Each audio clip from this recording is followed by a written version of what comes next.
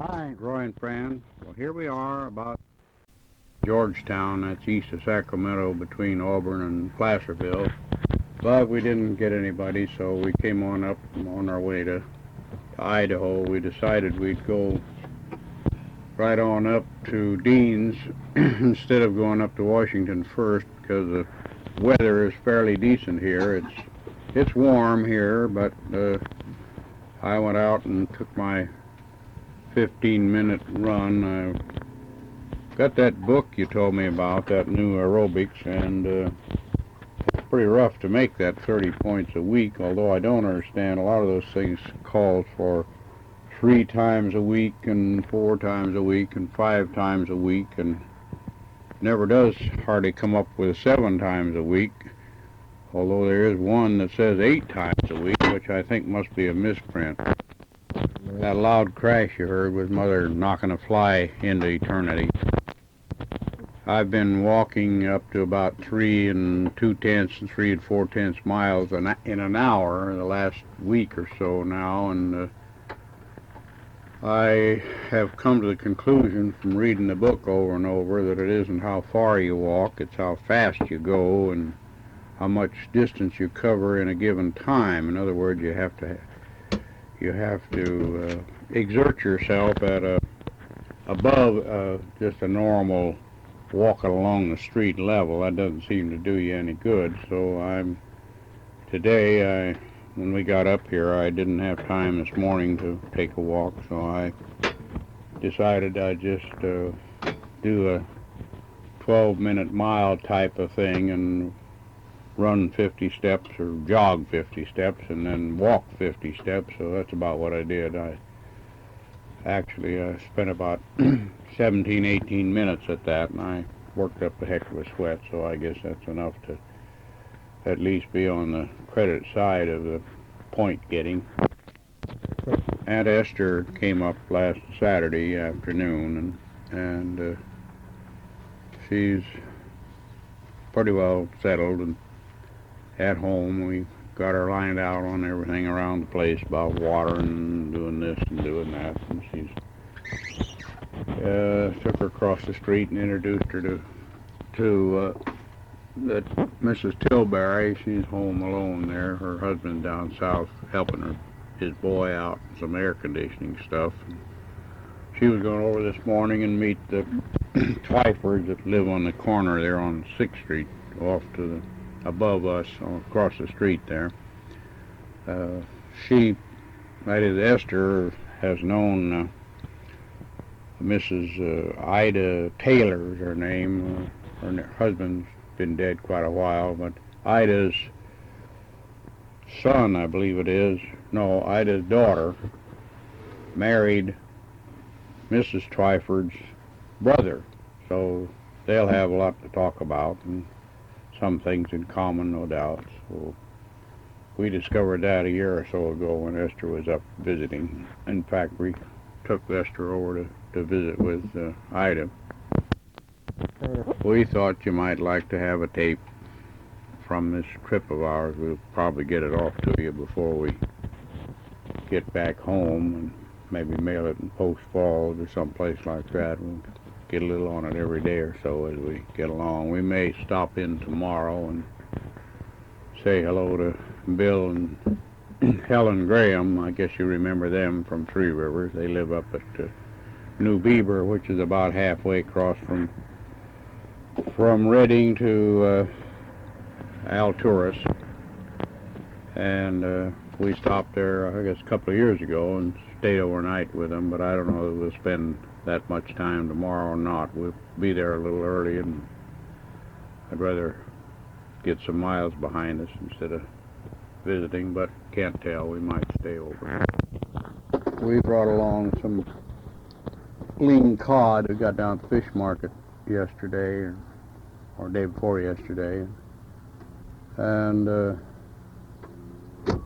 so we're having that for dinner tonight. Mother's got it about all cooked, I guess, and it's beginning to cool off a little here.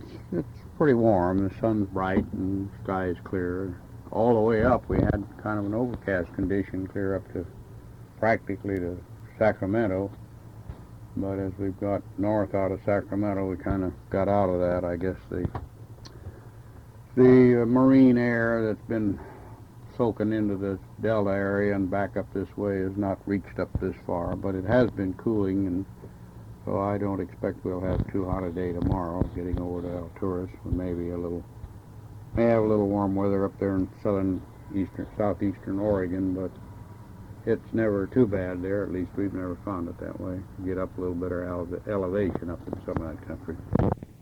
Well, we finished our fish dinner, and it was very, very good. It's cooled off quite a bit here now. It's a little breeze moving, and the sun's getting down pretty close to, well, not on the horizon yet. Probably be an hour. It's just 7 o'clock, and of course that's sun time at 6 o'clock, so it's still up in the air probably an hour's time. But it's probably 5 or 10 degrees cooler than it was when we first got here an hour and a half ago. I don't know whether I told you in that last tape we got our passports underway and they're being processed or not. I kind of think I did, and yet I don't remember.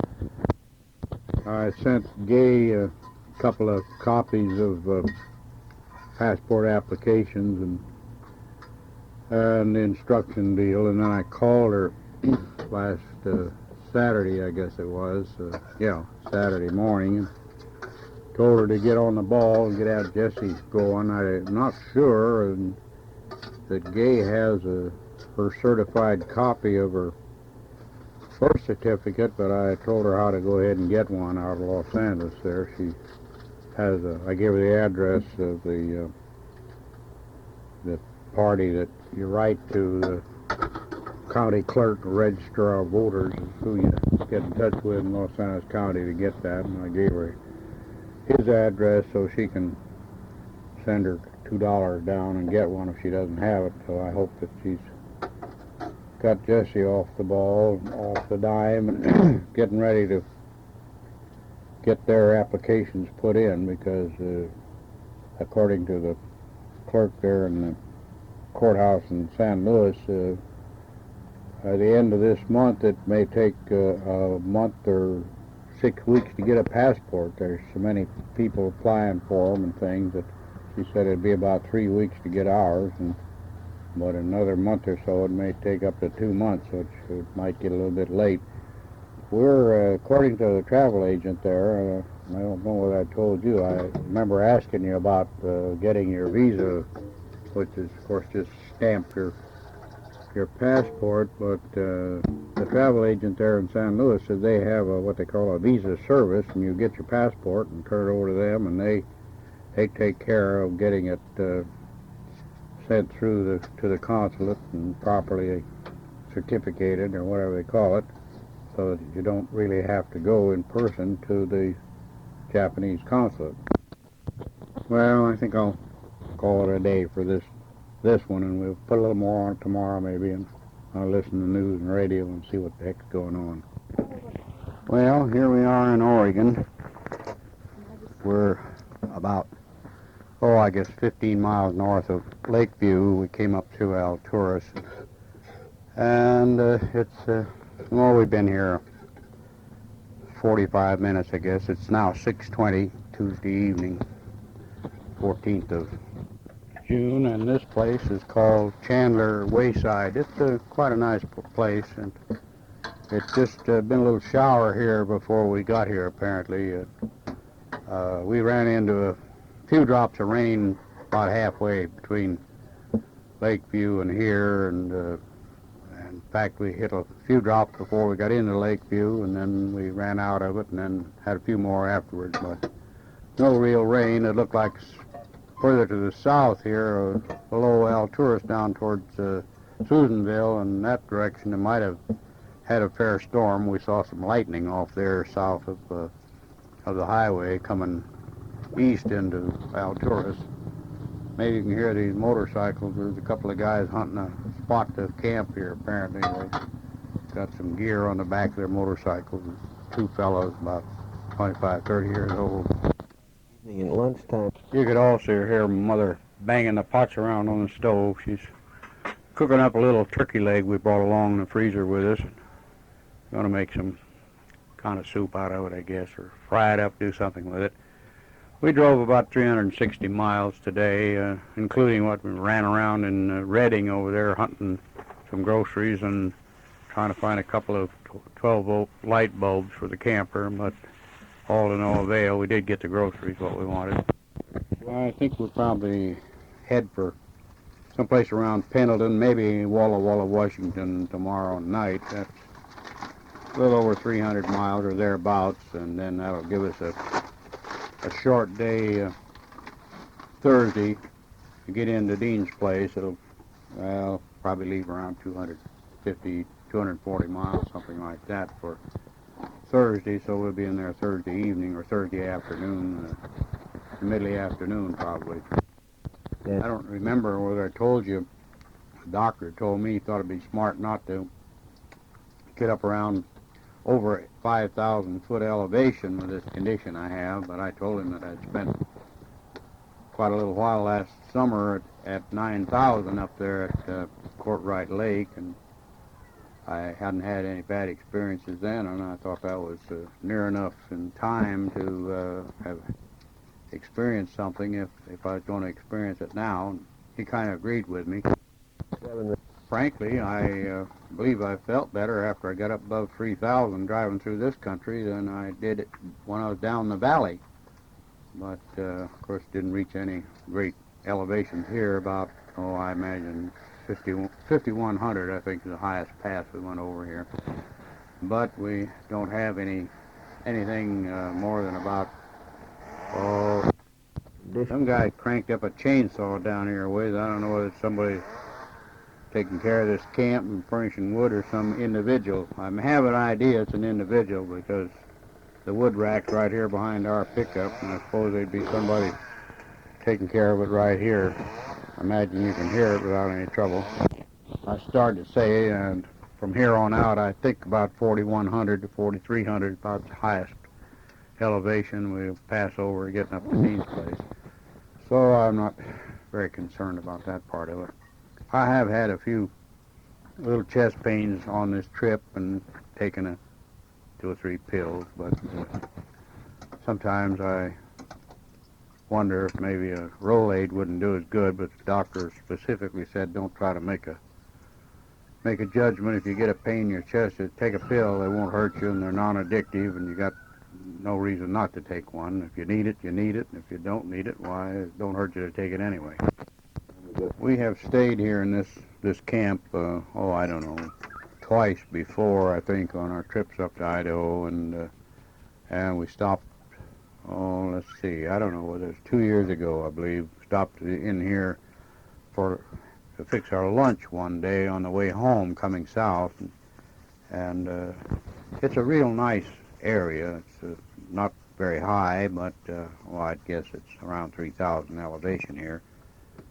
It has lots of pretty trees around it and brush and one thing and another. It's fairly well laid out, has nice restrooms, and I guess there's probably 30, 40 campsites in it. Some man and his wife by the name of Chandler donated it to the state for this purpose, and they've done a pretty good job with it. I don't know, maybe you might have pulled in here when you came up to Idaho that time. I don't recall you mentioned it, but maybe you did. One thing I'm pretty sure of here that there's somewhat of a dearth of radio programs. There's just hardly anything. Well, it's time to try out the turkey and see how good it came out, and I think it's about time to turn this tape over, and we'll talk to you tomorrow. Well, here we are in Waitsburg, Washington. That's about 20 miles north of Walla Walla. We had intended to stop in Walla Walla overnight, but couldn't find any place to camp overnight, and I guess there's a place there, but we didn't find it. Anyway, ran on up here and found a little spot that's not too bad, not too plush or anything, but it's a place to stay. I called Alice, Dean. I talked to Alice, told him where we were, and that we'd be in there tomorrow about noon probably. We're going to kind of take it easy, clean things up a little bit before we go on, and I imagine we'll be in Post Fall or Dean's Place by possibly 12 o'clock tomorrow. Not that far. This is Wednesday the 15th of June.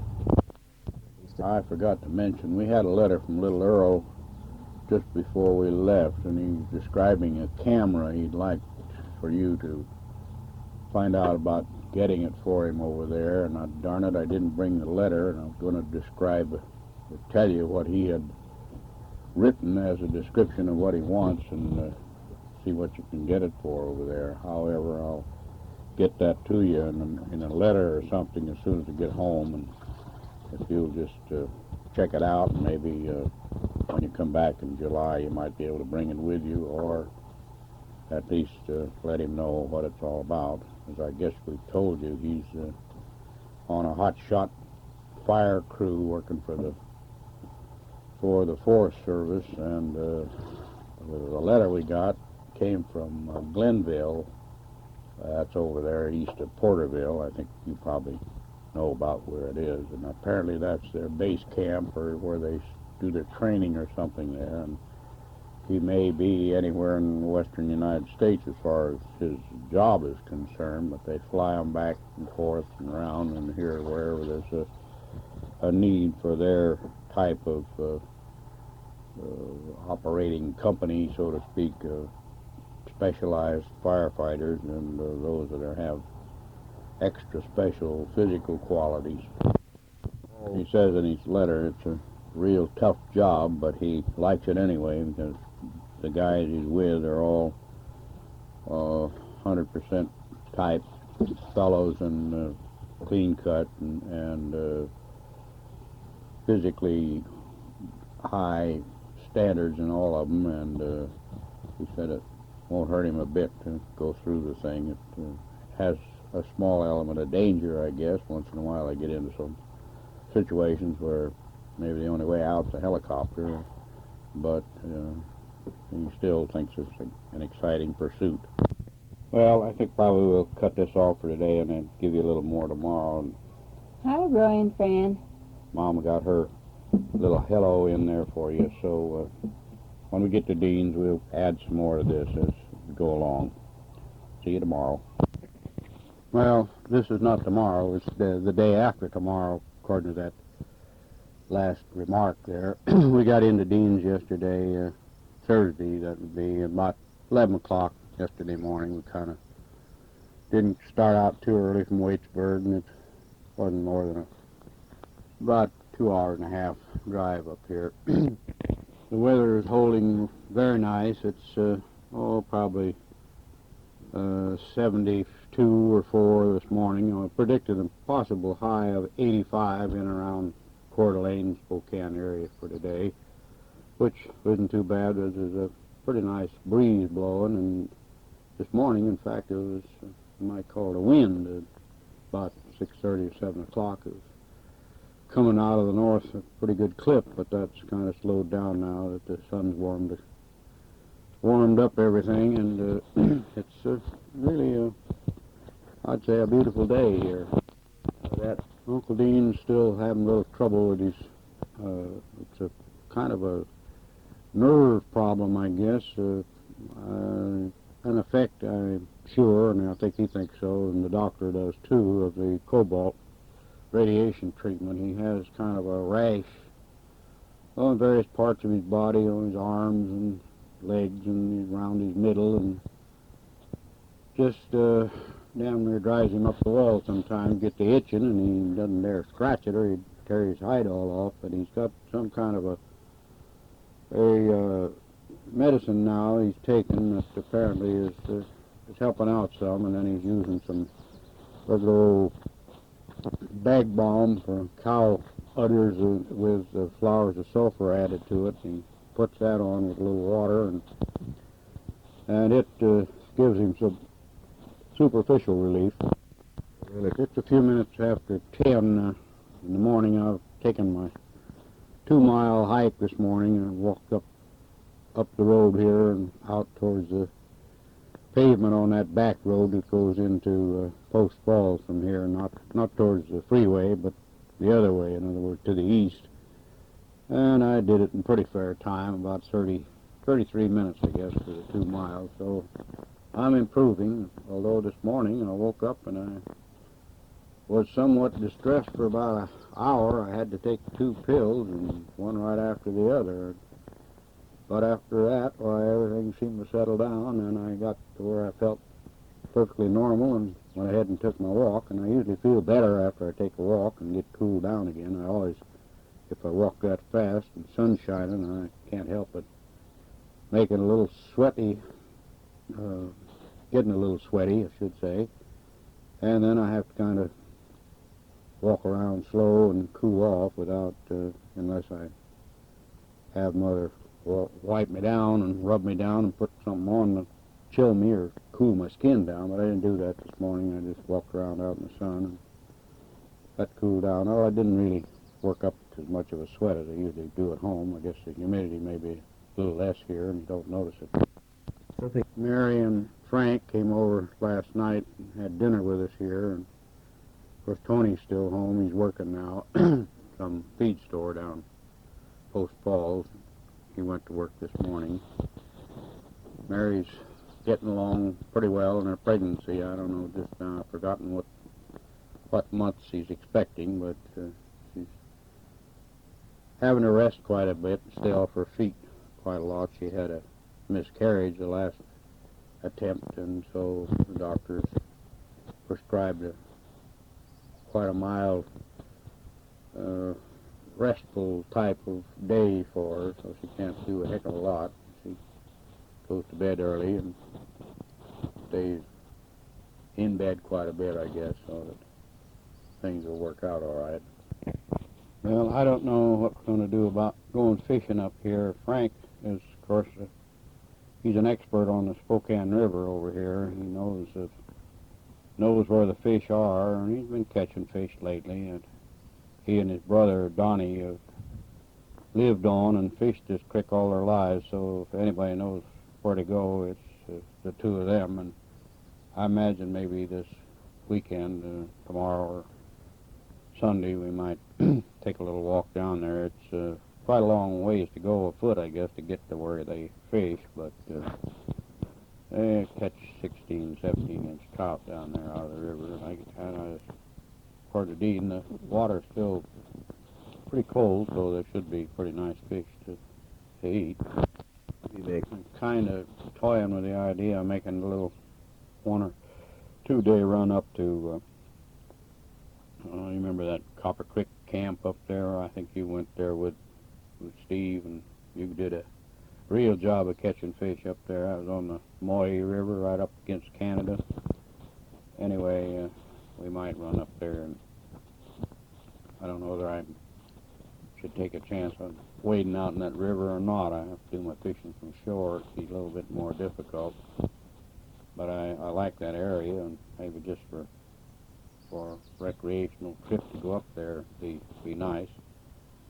I thought about that, and then that place where we went up there by Spirit Lake in that direction. Remember when you left your lights on and ran a battery down in that junkyard we were in, and when we fished those meadows, and we went on up above that other place? Well, that wasn't too bad. It might go up there. It's an easy trip, and run up from there and back, and in the morning if you wanted to test out the fishing. When you only catch 6 fish, and the limit here nowadays, it doesn't take long to get it if the fish are biting at all.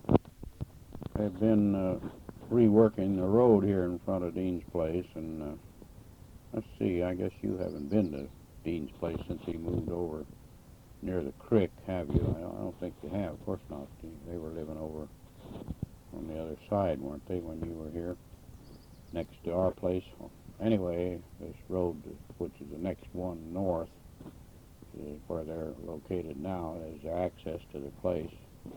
And they're raising the grade and putting in some more gravel, and I guess they're going to blacktop it and make a pretty good road out of it.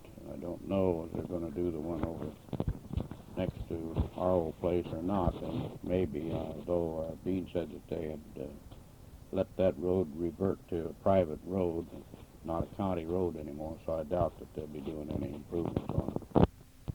Well, there's not too much of this tape left, so I think I'll hold it off for anything that we might come up with over the weekend, and I'll try to get it in the mail to you first of next week.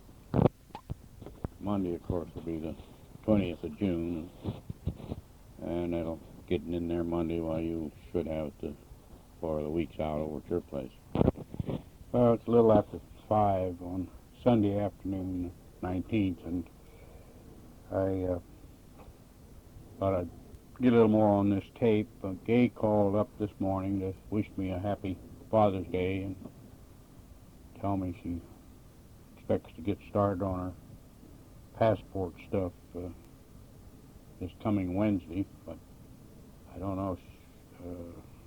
She said she and Aunt Jessie will be going into town Wednesday. I hope they get things going because time's a wasting. Mother's writing a letter to Aunt Fanny and going to send her a little birthday card. Her birthday coming up on the 23rd.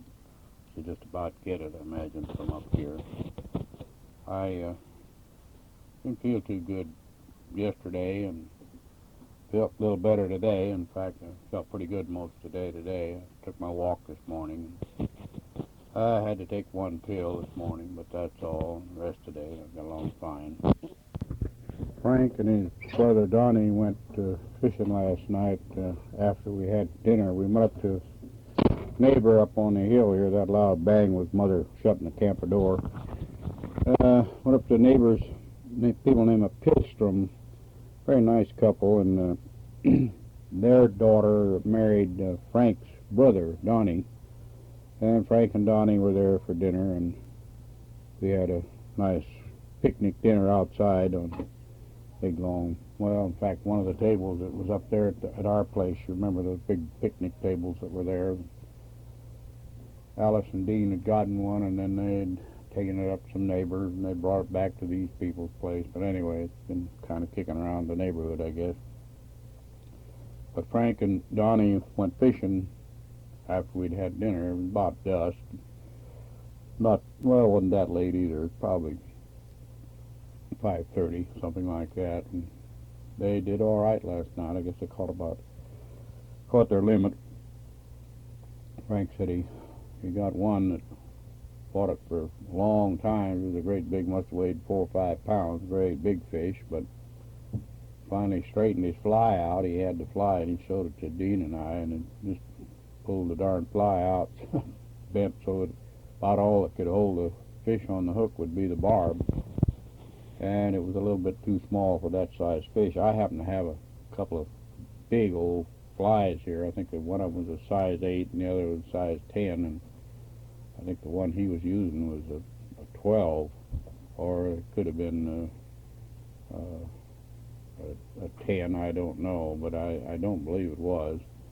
But anyway, I had these 2 old flies that I've had for years and never have used, so I gave them to him. I told him, well, try these. I don't think they'll straighten these out on you. I rather doubt that they will. Pretty warm here today.